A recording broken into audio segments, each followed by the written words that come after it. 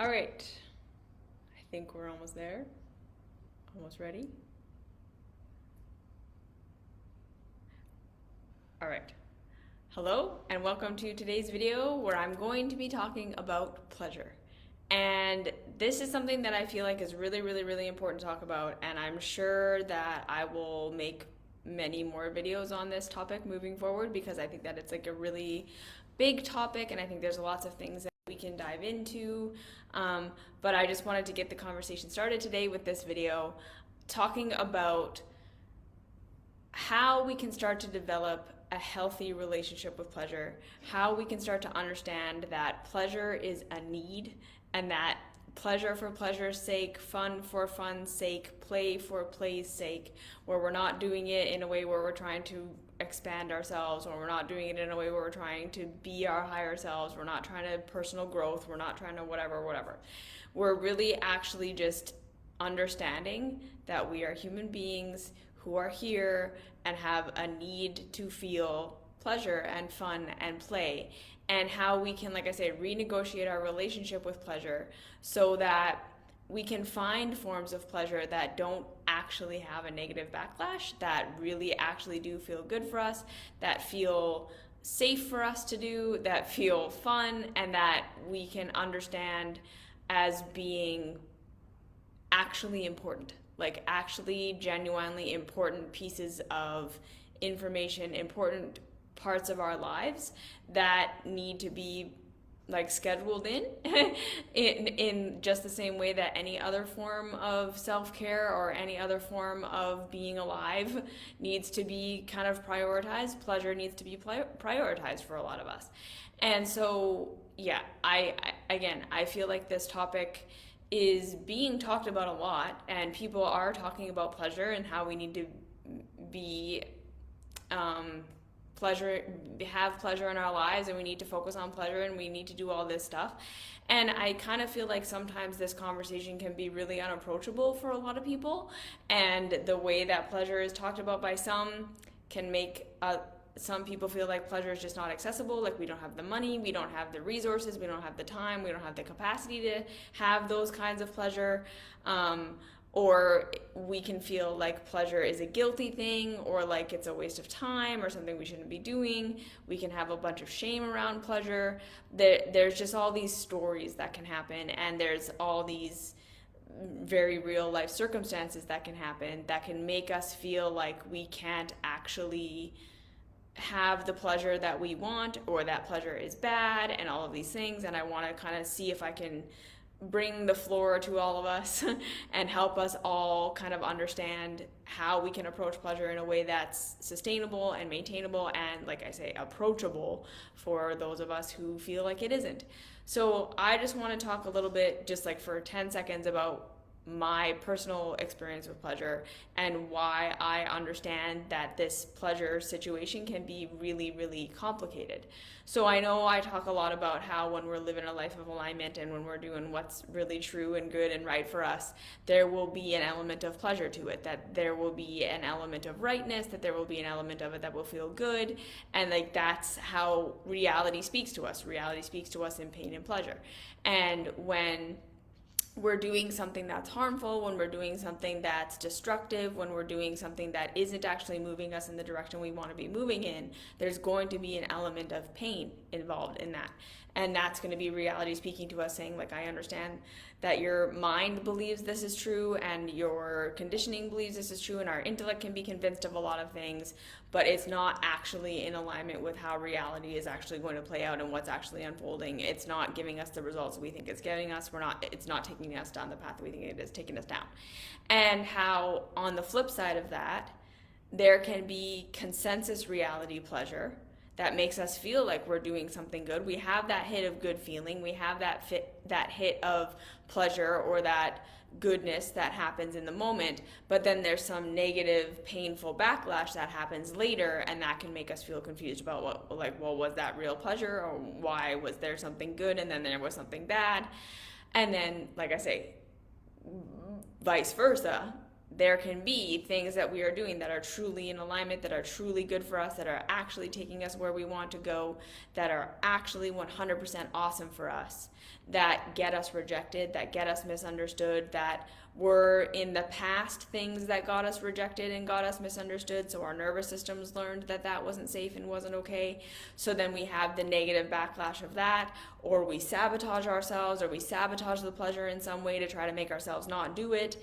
And or we have such a negative mindset and so much judgment around the things that bring us pleasure and the things that feel good for us, that there is like a negative backlash, a negative emotional backlash, a negative physical backlash, a negative we sabotage ourselves backlash, because of all the negative mindset around what we think is bad and wrong and shameful about our forms of pleasure.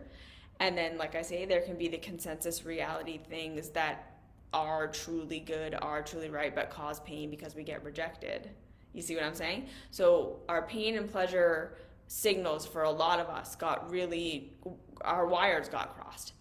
And then the other big thing is that our culture has a lot of shame and guilt and story around a lot of forms of pleasure that are truly just things that are always going to feel good for the human being, that are always truly good for the human being. Like one super clear example is sexuality, right? Like there is so much shame and so much story and so much this is right and this is wrong and this is good and this is bad and this is evil and this is good, and there's so much around this just very natural part of our expression that can make us feel like we're either not sexual enough, or we're too sexual, or we're not sexual in the right way, or we're expressing it in the wrong way, or we're not expressing it enough, and our sexuality is for others, or sexuality is for ourselves, sexuality is for manifesting, blah, blah, blah.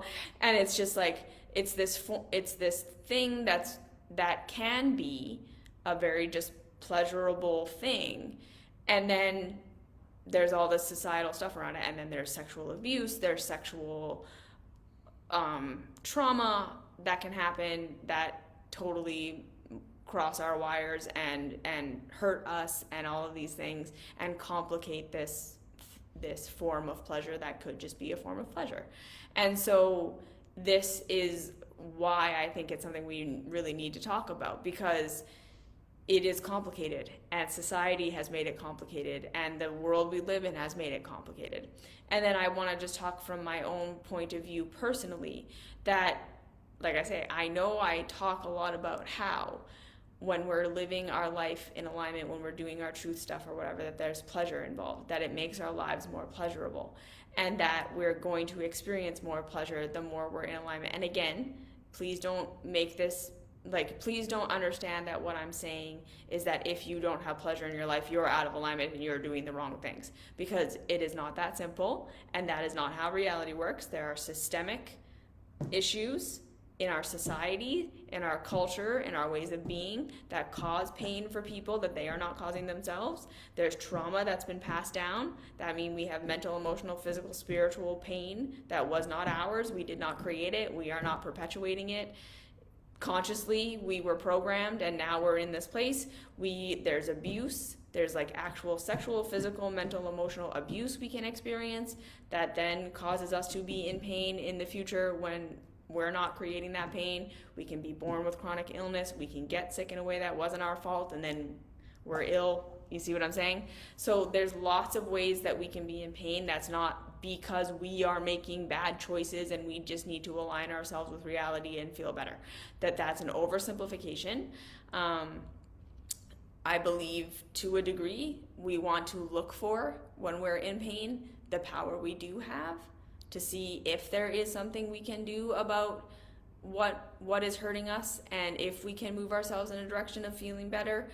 Never from a position of blaming ourselves or shaming ourselves or scapegoating ourselves or assuming that if we are taking steps to make things feel better, that this is an ownership, that it was our fault in some way. Even if we discovered that there were things that we were doing that were perpetuating our own pain, we still have to understand that that always is coming from us doing the best we know with what we know, us doing the best we can with what we know. We are always trying our best to live our best lives. And I think if we can just understand that about ourselves, like at the end of the day, we are humans who are all seeking pleasure.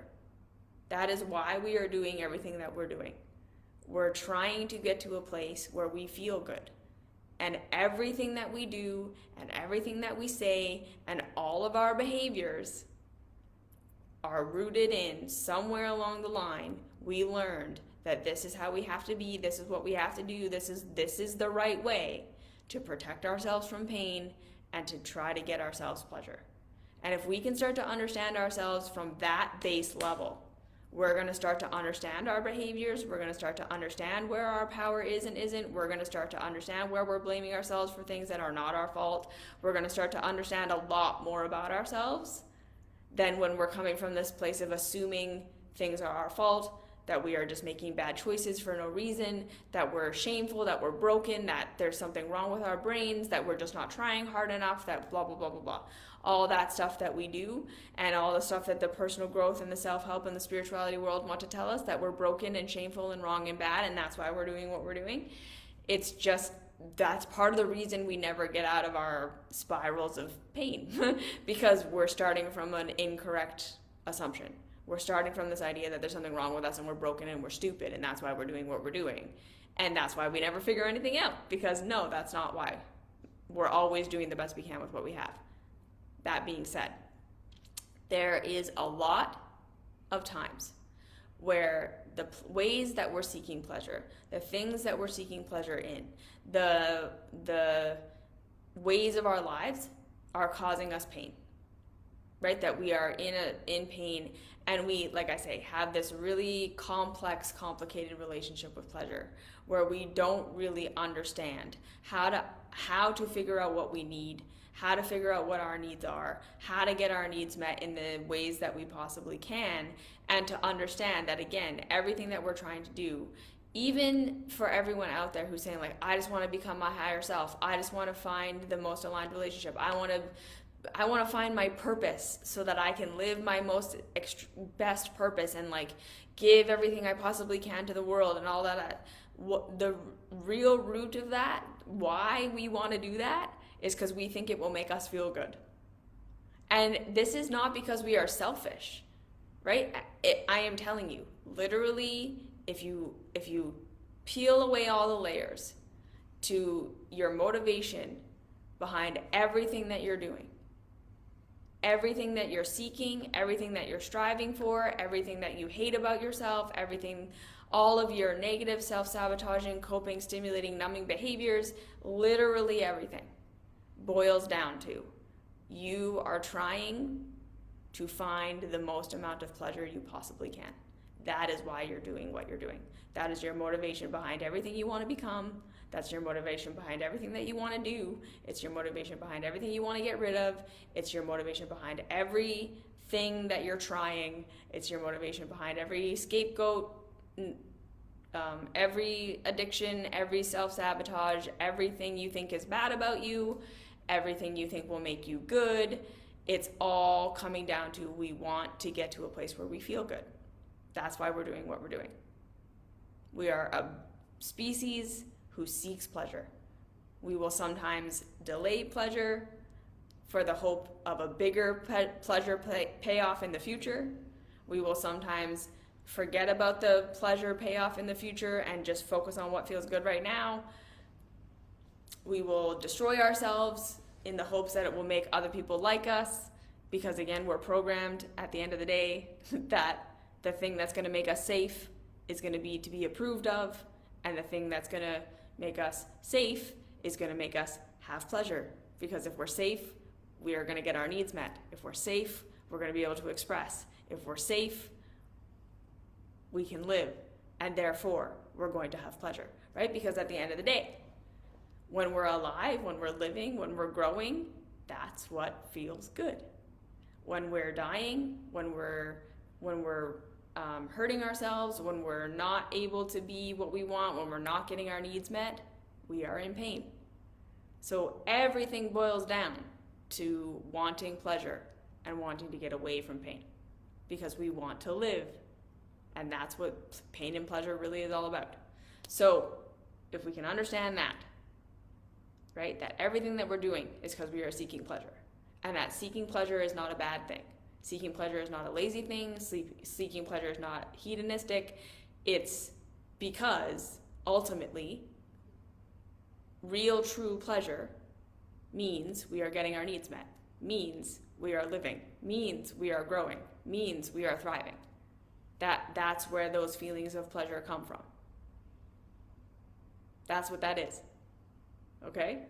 So, yes, we are all seeking pleasure in everything that we're doing because we all want to be alive. We all want to express. We all want to grow. That's what life is. And so there's that. And now I just want to say, from my perspective, I have had a really hard time with the concept of pleasure, and especially the concept of specifically seeking out and prioritizing pleasurable activities in my life, doing things for the sake of feeling pleasure, doing things for the sake of feeling good. Because for so long in my life, pain and pleasure were like so intertwined. The idea that there was a pleasurable experience that didn't have a negative backlash was not something I had ever experienced. Was not something I even believed could exist. Because, so growing up, turns out, chronically ill from the time I was born. I have literally never, in my entire 33 years on this planet, eaten a meal that did not cause me some form of pain. And I don't know how many people can say that. So, and for most of my life, I didn't even know that wasn't how it was supposed to be. Right? Because I didn't have a before where things were normal and then I got sick. I was like this from the time I was born. This is all I ever remember. So the idea that some people can eat food and it actually like feels good in their body, like when people say just listen to your body, what are the foods that feel good? I have foods that feel less bad. I have now a lifestyle that feels as best as I think I've ever felt. But to think that a food actually makes me feel good or doesn't cause me pain, that's not a thing I've ever experienced. So something that most people can just find pleasure in food, I've never had that. Relationships were always painful. Like literally always. I was always my friends group's punching bag. My family of origin didn't really like me and there was just a lot of just not wanting to be around me. There was just everyone I ever loved and everyone I ever cared about at some point fatally rejected me to the point of just like, wow, okay, you like, not great. I didn't fit in with kids my age. I wanted to hang out with adults, but of course that was kind of weird. So yeah, like the pleasure of feeling safe with people, of feeling safe in a group, of feeling loved and seen and heard, never experienced that. What other forms of pleasure? Yeah, so turns out also figuring out in my late adulthood that I'm hypersensitive to everything. Sounds, noise, emotion, stimulation, all of this stuff is like really too much for me. So like watching movies, listening to music, all of these things where everyone else is just enjoying themselves, I'm like getting pelted and I don't know why I like have a panic attack afterwards, but it's because it turns out I'm like super oversensitive. So like I can't watch sad movies, I can't watch loud movies, I can't watch violent movies, I can't watch, you see what I'm saying? So like all the ways that people can use like video games or books or movies or TV or music to like calm down and have pleasure and all that stuff, I can't do it. I'm allergic to everything. So like I can't go to, I don't know, like shopping in a mall, I get a headache after like 10 minutes of being in there. Yeah, stuff. I hate buying stuff. I don't like stuff. I don't like clutter. So like retail therapy, that's never been a thing for me. Yeah, like and then on the other side of that, like to add to that, growing up the way that I grew up, being raised the way that I was raised, and everything that I was being told about my worth and my value and how I was making everyone's life worse and how I was too much and too much work and all of these horrible things. And then growing up Christian, the way that I interpreted Christianity, the way that I was interpreting what was being said, the message was very much that I was horrible and I was making the world a worse place, and that I was a waste of space, and all the resources that I needed to live were wasted on me, and so if they were given to me and not to someone else, I owed it. So growing up, this idea that I was allowed to just spend time for myself, or to just like do something that was fun for me, didn't make any sense. Like I just genuinely believed that the point of my life was to serve, and I had to kind of make up for the debt that was my existence. Every single day I was in debt, and the point of my life was to make it better for other people. The point of my life was to serve other people. The point of my life was to take up as little space as possible, to take up as little resources as possible, to do as much as possible with as little as possible. And that was kind of like my ethos. So this idea of getting to a place where like I got to a point in my life where I was so chronically exhausted, so chronically ill, so chronically self-loathing. And then spirituality and Christianity and just the Western mindset in general had drilled into my head that the point of me was service, and the point of me was to make this world a better place by helping other people and work and doing things for everyone else and all this stuff.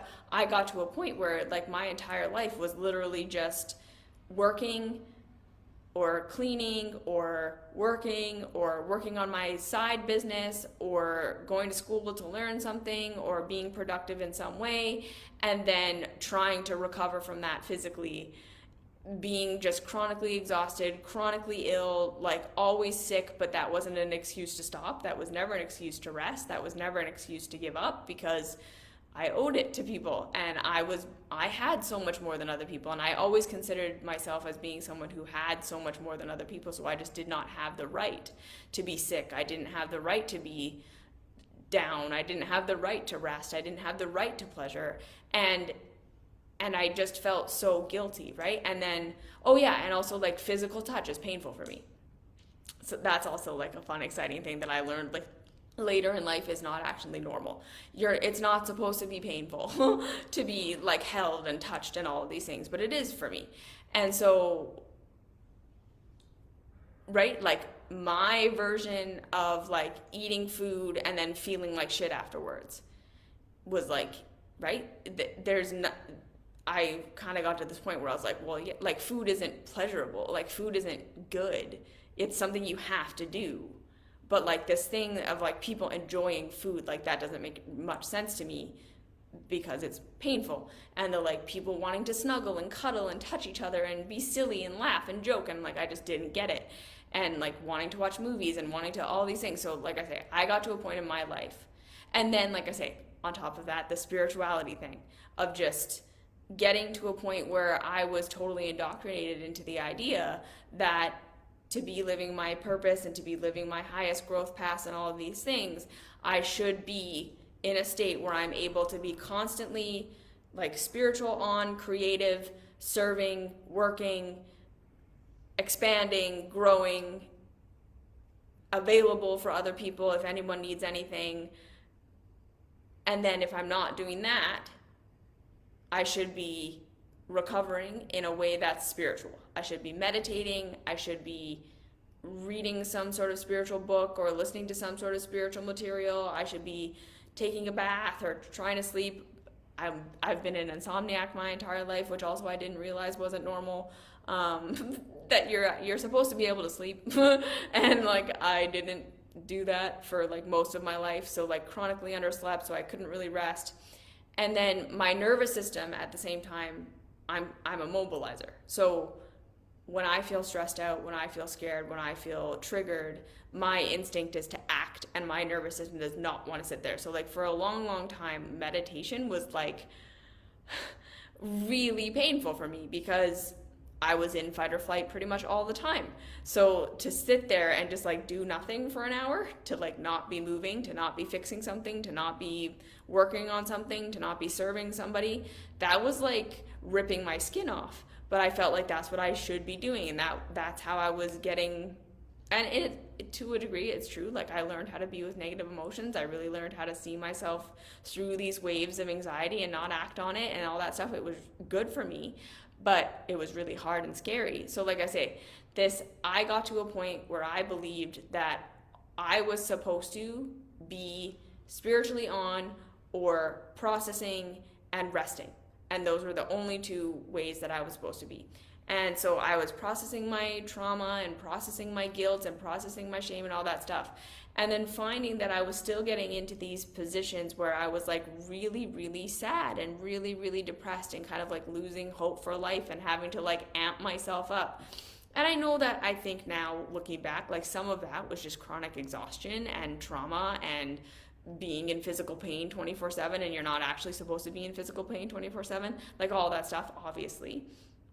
But at the same time, I started to really believe that like I'm like way more traumatized and have so much negative emotion, like I'm never going to get out of this. When in reality, some of my negative emotion, some of my getting to this point of believing that life was just completely hopeless and worthless, and what was I even doing it for, was because there was literally no pleasure in my life. Right? There was the only forms of pleasure I allowed myself to experience was the pleasure of completing something or finishing something or doing something. And for a second I was like, good, you did that, you accomplished that, like that was a good thing. And then it was on to the next thing, right? And so then from here, I have heard from a lot of people in the spirituality world, in the self-help, personal development, growth world, that people out there have these feelings like they're addicted to social media. Like they're addicted to scrolling social media and they don't know why. They're addicted to Netflix. They're addicted to drama. They're addicted, like they're sabotaging themselves. They're doing all these things and they're thinking like there's something wrong with themselves and they need more discipline and they need to cut themselves off from these things and they need to get rid of these things from their life because they're obviously bad. And then they're seeing that there's like negative backlash, that they're having like that they feel drained after being on social media, that they feel drained after watching all that Netflix, they feel like they're not being on their spiritual path or whatever. And then there's things like, right, there's eating, there's drinking, there's drugs, there's all of these other ways that we seek pleasure, right? That we then say like, this is an addiction, this is bad because there's a bad negative backlash, this isn't spiritual, this isn't good, and I have to get rid of this in order to become my higher self, who, like I say, some of us, and I don't know if this is you, but maybe you can ask yourself this, because we're thinking that we're supposed to get to this point of being spiritual, so everything that we're doing is some form of expression, creativity, growth,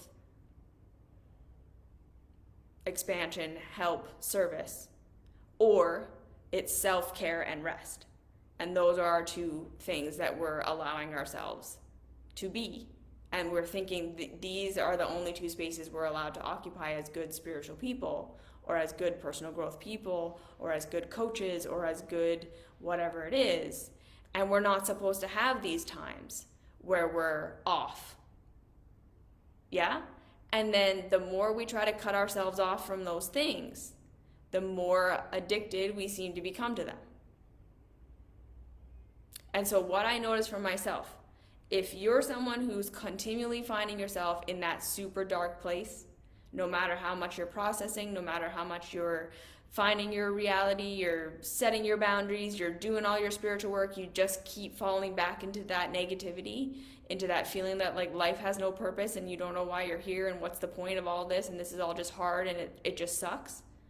Or if you're feeling like you're like addicted to these bad things that clearly have negative backlash and this is the thing you need to get rid of in order to be a good person, what I want to offer today in this class on pleasure is Is it possible that the reason you feel so shitty all the time is not because your life is actually so terrible and out of alignment? It's not actually because you're not processing your emotions enough. It's not actually because you have all this trauma you still haven't looked at. It's not actually because you're not on purpose or blah, blah, blah. And the reason that you're addicted to these things is not actually because these things are an addiction or they're bad or they're wrong or they're inherently terrible.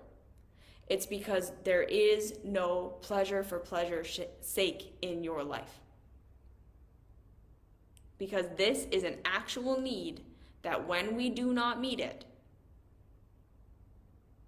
we will unconsciously meet it. When we do not consciously meet our need for pleasure, we will unconsciously meet our need for pleasure. And so, like I say, because ultimately, overall, we are seeking pleasure. Because pleasure means we're in alignment.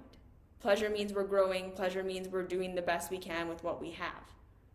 Okay, so pleasure doesn't necessarily mean we're going to live forever. Pleasure isn't only coming when we're living the most perfectly aligned life. That's not what I'm trying to say. Pleasure just comes when we're generally on the path of growth and expansion. Generally.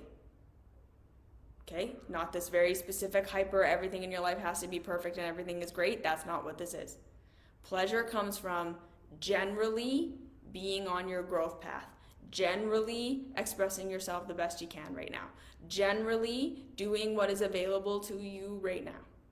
And again, we have to understand that ultimately the reason we're seeking after everything we're seeking, the reason we're doing all the things we're doing, is because we want to get to a life experience where pleasure is available. We want to heal our bodies so that we can feel better. We want to find the perfect relationship so we can feel better. We want to be on purpose, right? Because we think being on purpose means money, means survival, means approval, means love, means feeling inspired from the inside. Pleasure. We want to feel good. Because feeling good means we're living. That's all it boils down to. So to say that we have a need for pleasure is that's like the need. That's like the base need that we have as a human being, is to feel good. Because feeling good means we're alive. So when we are living a whole life experience where we're forgetting the reason we're doing all the things that we're doing, right? When we're seeking to be on purpose because it will make us good, and we forget what we even mean by that. When we just want to heal, when we just want to find the relationship, when we just want to be in alignment, when we just want to be good enough, when we just want to be spiritual enough, when we just want to get the right career, we want to get why. Right? Like if we take a step back, why are we doing all of these things? Why do we want these things? It's not so that we will be approved of. It's not so that we will be good. It's not so that necessarily that we will change the world. It's because we think the result of all of that is going to be we feel good. We feel good. That is why we are doing everything we are doing. We want to feel good. We think the result, the way we're going to feel good is by doing all of these things. And we're not necessarily wrong about that, right? It is true that when we find a thing that feels like it's our purpose and we're doing it and we feel like we're having a positive impact, of course that's going to feel good, right? When we're doing the best we can for our bodies, of course that's going to feel good. When we have a relationship that's allowing us to grow, of course that's going to feel good. But when we forget, again, that the whole reason anyone is doing everything is because they want to feel good, and we make it about something that it's not about, we can totally get lost in the weeds here. You don't want to be approved of for approval's sake. You don't want the job for the job's sake. You don't want the money for the money's sake. You don't want the healing for the healing's sake. You don't want to become spiritual for the sake of becoming spiritual. You don't want to become your higher self for the sake of becoming your higher self. You want it because there's something inside of you that's saying, I will feel good when I do that. And we all just need to take a minute and realize that that's why we're doing it. Because we think that's the way that's going to make it so that I'm living the most. That's going to be the thing that allows me to experience the maximum amount of pleasure, the maximum amount of being alive. That's why we're doing everything we're doing. That's why we're seeking everything that we're seeking. That's why we're striving for everything we're striving for.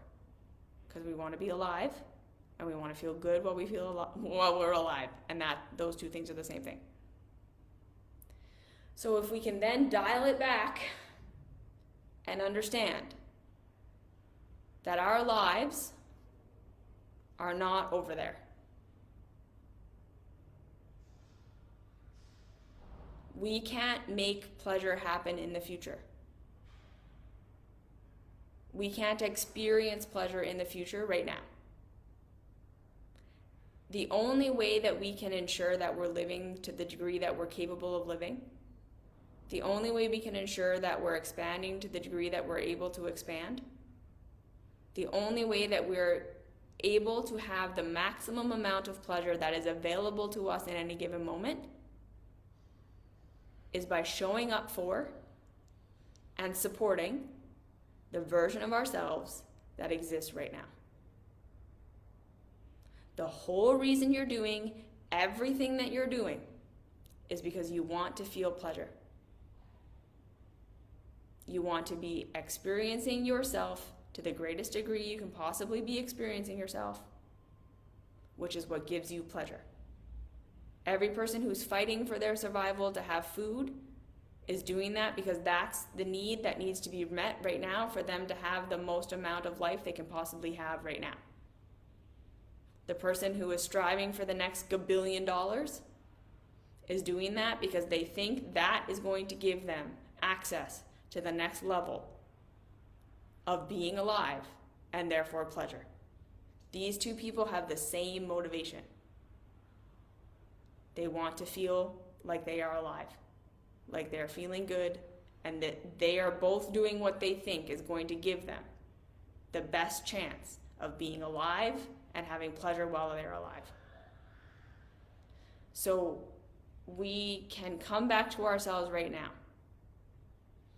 and we need to start to ask ourselves, in everything that I'm judging myself as being wrong, bad, and something I shouldn't be doing, how is it giving me pleasure? How is it that this is how I'm showing up for myself right now in a way that I am not able to or willing to show up for myself in any other way? When we're really feeling down, we need to start to ask ourselves, where am I losing the plot of everything that I'm doing and not allowing myself to have the pleasure that exists currently? And I've talked about this in other videos about how we do, no matter how much we're in pain and no matter how terrible things are. And like I say, I feel like I can speak to this from experience because I know what it's like to be physically in pain, to have all of your relationships hurt, to feel like you have absolutely no autonomy to make any of it better. Because like a lot of this experience that I had in my life where I was physically ill, my environment was totally wrong for me. My relationships were really horrible and terrible. I was in a religion that was indoctrinating me that I was horrible and everything was wrong with me. And I was a child, so I literally had no way of changing anything. Right? Like I didn't have autonomy to make it better. I couldn't change it. I know what it's like to be in pain and to feel like you're trapped in it. So I am completely empathetic and sympathetic to that. And what I'm saying is, we may not be able to make our entire lives better right now. We may not be able to fix everything right now. But we do need to give ourselves the opportunity and the space to start to explore the pleasure that is available to us. The pleasure that is available to us in the moments that we're in. because that pleasure is literal life enhancement.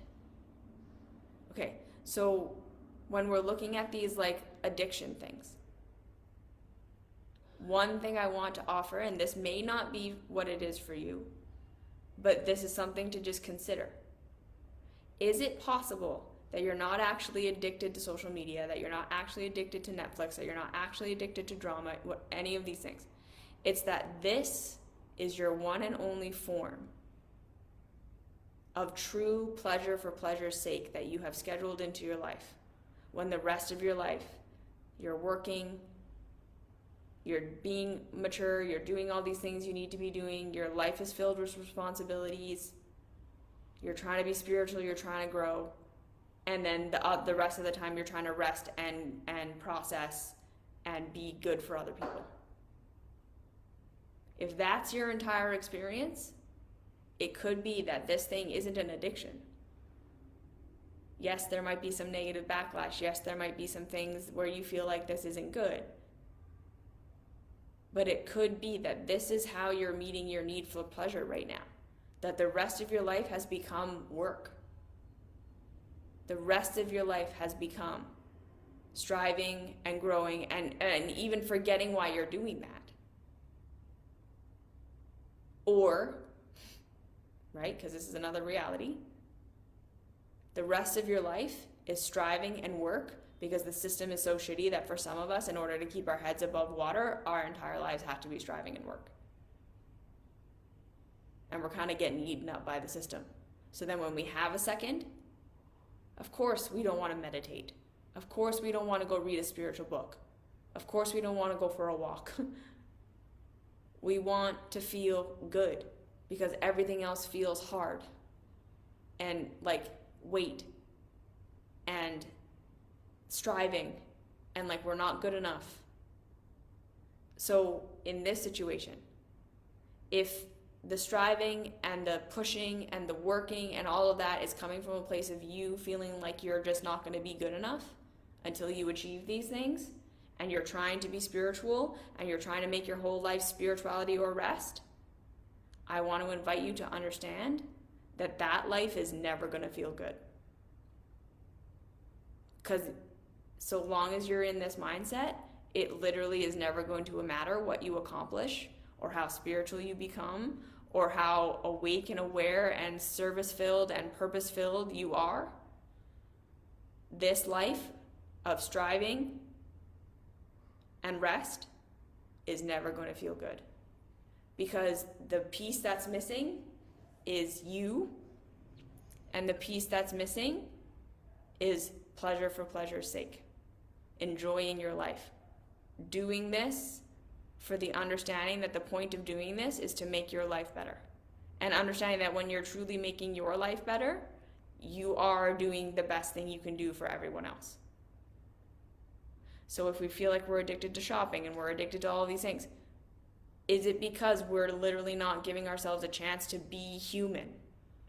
And this is how we're allowing ourselves a chance to be human. Is it possible that some of the negative backlash of social media and Netflix and all these things isn't actually coming from the thing itself, but it's coming from our negative judgments of what we think this means about us that we're doing these things? If we were to allow ourselves to do these things with no judgment, how would that feel? Okay. Second thing, if you're more like me, where pleasure was just so traumatizing, where literally everything you've ever done to try to make yourself feel good feels terrible, physically, mentally, emotionally, there's some pain. Or, right, you've lived in a culture, you've lived in a society where pleasure was not safe because people judged you, you were condemned, you were told that pleasure was wrong and bad and sinful and shameful and guilty. Or where you've had to work so hard and you've been in survival mode for so long that pleasure feels dangerous, because that's another thing that was for me too. Like this idea that I could just take some time to like feel good in my day. Number one, I didn't want to do it because to me, life was pain. So why would I want to take a break from all that pain to feel something good when that good feeling is just going to go away and then I'm going to go back to being in pain? I had absolutely no trust in pleasure and no desire to let myself go into a state of pleasure, because the contrast of going from that pleasure back to my life of pain, I was like, I'd rather just stay in the pain. Also, pleasure did not feel safe for me. I understand what it feels like if you're sitting there and you're just locked up thinking about doing something pleasurable for yourself, because there's so much guilt and shame and story and physical experience of it actually being bad, people actually resenting you and judging you and criticizing you and hating you for doing the things that felt good for you, where you did things that you thought were going to feel good and then later felt bad, where you tried to have pleasure in your life and then the other shoe dropped and you literally actually weren't safe and it wasn't okay. I totally hear you. And if that's where you are, first things first, compassion. That is not your fault. There is nothing wrong with you. You're not just resisting pleasure. Your brain is not broken. You have a good reason for being afraid of pleasure. You have a good reason for not wanting to let yourself go there. It's not your fault. There's nothing wrong with you. And what I'm going to offer is just what I did for myself, as someone who was fully programmed in every single way possible that pleasure was bad and off limits and not allowed. To someone who's been starting over the last several years to slowly incorporate pleasure into my life just as much as I could. Okay? I literally started with letting myself play Sudoku on my phone for like 10 minutes a day. That was where I started with allowing myself pleasure. Because Sudoku was a thing that I could do that wasn't overstimulating, that wasn't hard, that wasn't work, that wasn't making myself a better person. It was just a game on my phone. And I could do it for 10 minutes. And when I first started, I want you to understand, it did not feel good. It was scary. And it was hard, and I felt like I was going to die. And I felt like this was the most shameful, evil waste of time that I could possibly be doing. All of my thoughts came out. Who are you to be taking a break? There are people starving who don't have money, who don't have time. You need to be helping. You need to be working. You have everything. I understand. And I pushed through it. And I made it a thing that I was just going to do that. Okay, so again, pleasure does not have to be this thing that you need to be able-bodied, that you need to have money, that you need to have anything to have access to.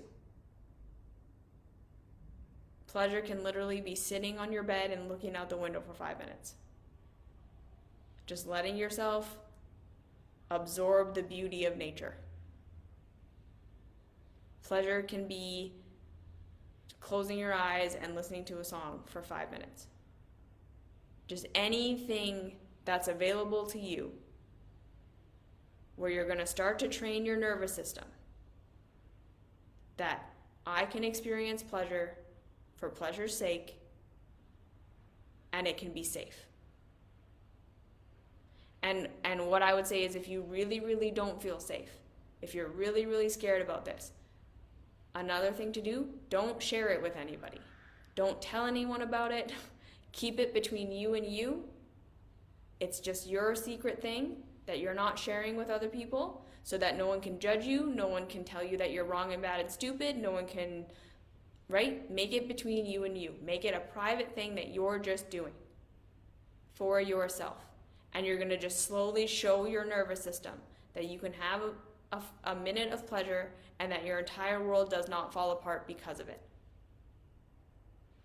That your life might be scary and it might be hard and there might be a lot of pain and things that are falling apart.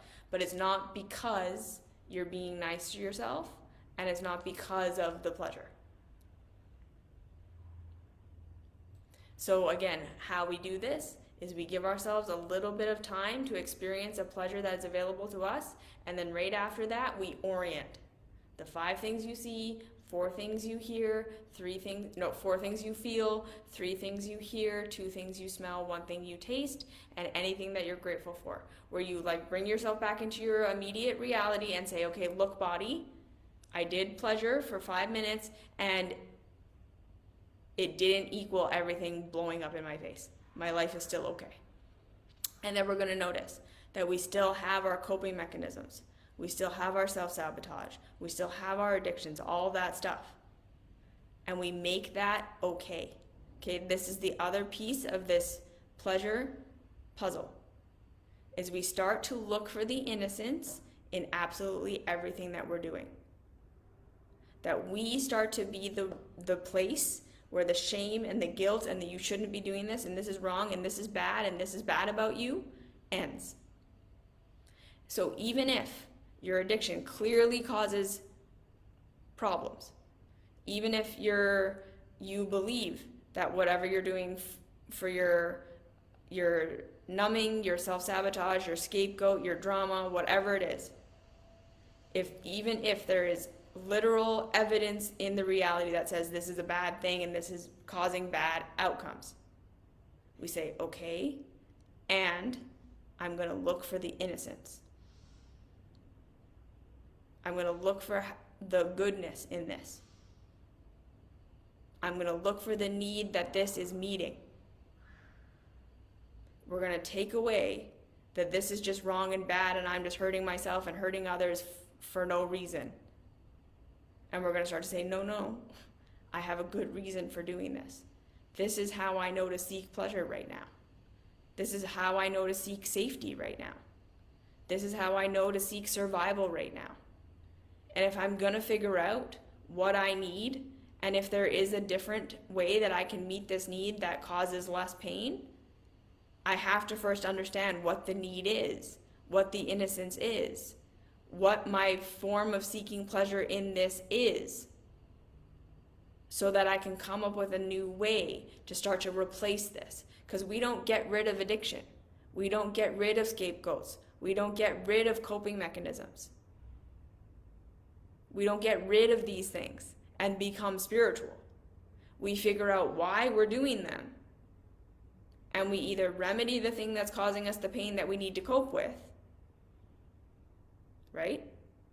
Or we say, the reason I'm doing this is because it's how I get pleasure. It's meeting this need that I have for whatever it is. And I'm either going to consciously meet that need or I'm going to unconsciously meet it. And then so the next part of that is understanding that a lot of us have judgments of the things that we need and that bring us pleasure. And we think this is an inherently bad thing about me that I have to not do. So for instance, gossip. I'm going to put a link, if you're watching the replay of this anywhere, there's a link down below to Knowing Better YouTube channel, Knowing Better, about gossip. About how all of us feel so shameful and so unspiritual and so bad that we participate in gossip. Well, turns out gossip meets a need.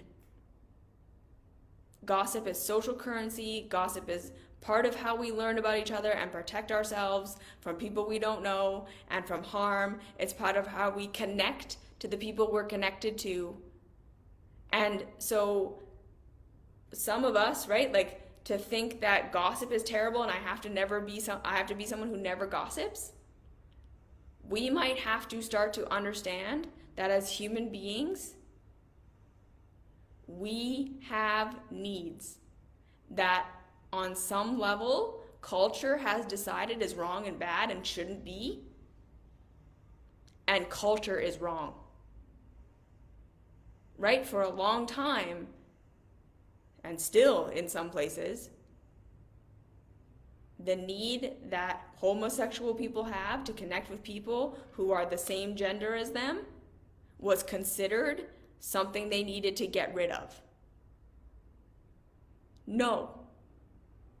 That is part of their alignment. That is just a fundamental part of who they are, and it feels good for them to have that connection because that's life generating for them. So if we can be wrong about that, we need to start to consider, what if some of these forms of pleasure that we're saying are bad and wrong and we have to get rid of? What if some of these needs that I have are just a need that I have, and it's not bad and it's not wrong? It's just society that's made it bad and wrong. We need to be radically honest with ourselves. Are the negative consequences of what I'm doing actually negative, or is it propaganda? Is it true that this thing is actually causing harm? Or is it the judgment and the rejection and the pain of not being understood and the pain of being told that I'm wrong and bad for doing this thing that is causing the pain? Does the thing itself actually cause harm or not? And a lot of us are going to struggle with that and have to really do a lot of work around that. So if pleasure does not feel safe for you, if pleasure does not feel good for you, if you're constantly feeling like you're addicted to stuff, or if you're constantly going into that dark place no matter how much spiritual work you're doing, we're forgetting that the whole point of this is pleasure. We're forgetting that everything we want and everything we're doing and everything that we're seeking, everything that everyone is doing, is because we think it's going to make life better for us, where we can then experience more pleasure. That's all there is to it. We want to make the world a better place for ourselves and for others because it will equal more pleasure for all of us. That's why we're doing it. And if we're not allowing ourselves to experience pleasure now, if we're not allowing ourselves to give ourselves the pleasure we can have right now, if we're not celebrating who and what we are right now, it literally is not going to matter where we get. It's not going to matter what we achieve. It's not going to matter how much we heal or how many scapegoats and addictions we get rid of. It's never going to feel good enough. It's never going to feel satisfying. If we're not understanding ourselves along the way and figuring out what we need for pleasure and getting those needs met in real ways. And your life is now. So yes, work for the future. Yes, there are some times where we delay pleasure for the future. I get that. But don't forget your need for pleasure now.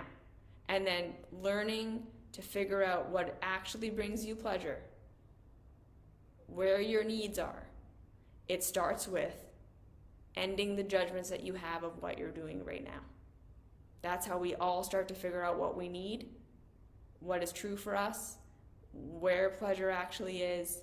We have to start with ending the judgments that we have of where we are right now.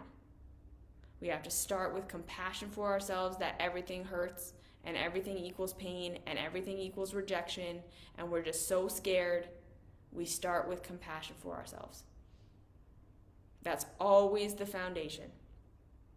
Everything you're doing is the best you know to do right now to get your needs met. All the pain you're in is not your fault. You're not the cause. You're not the reason. And then from there, we get curious. What do I need?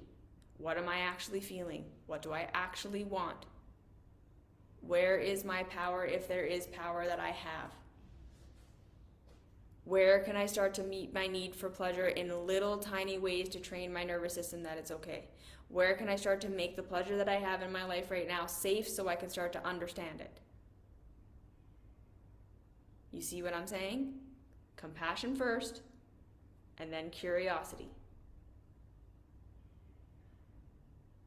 So this is what I wanted to say about pleasure today.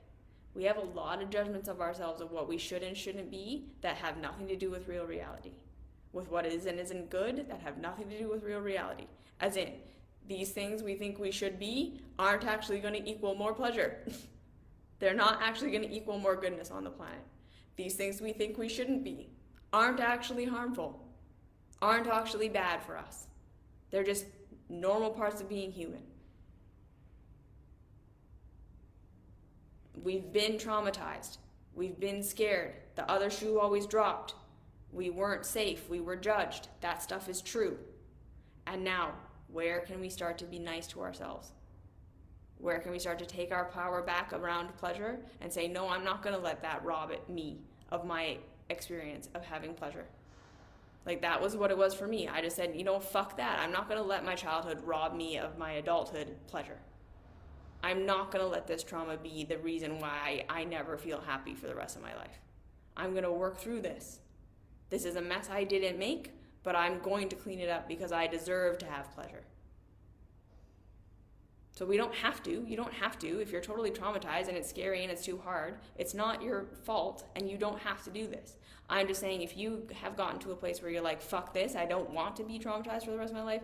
I don't want to be in a position where I can't experience pleasure for the rest of my life. Where the only pleasure I ever get is that I'm serving other people and then I'm so exhausted that I can't move for a day. You deserve to have the capacity to have the pleasure that is available to you right now. And again, it might not be much. It might not be we don't all have the same access. But there's always a little bit of something we all have. Just sitting there and telling yourself you're a good person. Sometimes that's as much as we can do. Being nice to yourself. This isn't my fault. Sometimes that's where we start with pleasure. But we make it safe that this isn't our fault and we deserve to have pleasure, and that pleasure can be available right now, and we look for what is available right now. We look for what is available right now, and we start to practice letting ourselves feel it, and we practice letting ourselves see that it didn't destroy our entire lives. Okay? You are worthy of pleasure right here, right now. You're worthy of looking for what is good in yourself, in your behaviors, in your reality, right here, right now. And you're worthy of doing the work to make it safe for yourself to experience that. Slowly, just a little bit, every single day. And be open to the idea that what society has told you is wrong and bad about pleasure might be incorrect. Be open to the idea of what society has told you you have to be and you have to do in order to be good might be incorrect. And be open to the idea that being societally accepted isn't necessarily the best thing for you and isn't necessarily going to bring you the most amount of pleasure. And that being rejected isn't necessarily the worst thing for you and isn't going to bring you the pain you think it's going to bring you. Okay? Compassion and curiosity. Everything you're doing is because you want pleasure. And that's a good thing. Because pleasure is our sign from the universe that we're living. So we all should be seeking pleasure. Right? And we want to seek the pleasure that just doesn't have negative backlash. And so we slowly work towards that. Okay. So if you have any questions, comments, concerns, please leave those down below. Like I said, I'm sure we'll do a couple of follow-up videos on this. And other than that, I love you. You're amazing. You're worthy of love and pleasure right here, right now, just how you are. So let's slowly move towards that. Okay? Have a good week, and I'll see you next week.